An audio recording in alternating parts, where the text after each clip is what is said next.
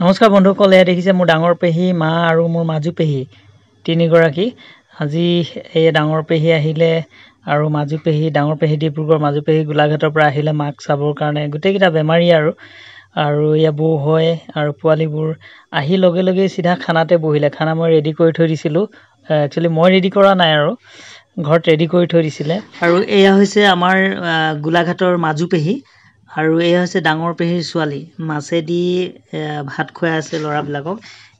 আৰু এয়া হৈছে ভাইটি তপন, ডিব্ৰুগড়ৰ হয়। আৰু এয়া চাওক আজিৰ প্ৰজন্ম ভাত খোৱাৰ পাছত এনেদৰে মোবাইল লৈ পেলাই ব্যস্ত হৈ আছে। খাই উঠাৰ পাছত এতিয়া সকলো যাবলৈ ওলালে।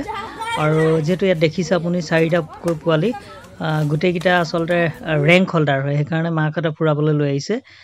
5ৰ, 6ৰ, 7ৰ আৰু 9ৰ গোটেইকেইটা ৰেংকে পাইছে। পঢ়াটো বেয়া নহয়, গোটেইকেইটাৰ ভালেই পঢ়াত। এনেদৰেই এয়া গাড়ীত বহিলে আৰু টাটা দিছে।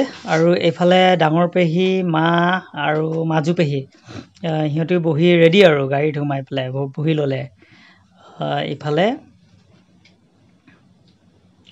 বৌ উঠিলে আৰু এতিয়া আৰু বিদায়। গতিকে দিয়কচোন, ভাল লাগিলে এনেকৈ যদি আহ-যাহ হৈ থাকে, সময় সুবিধা মিলাই পেলাই কিমান ভাল লাগে নহয়নে বাৰু? গতিকে ভিডিঅ'টো কেনে পালে জনাব।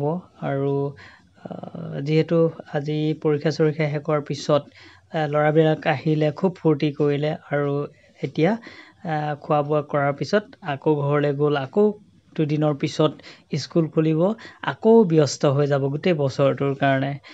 গতিকে বন্ধুসকল, ভিডিঅ'টো কেনে পালে জনাবলৈ নাপাহৰিব। ধন্যবাদ।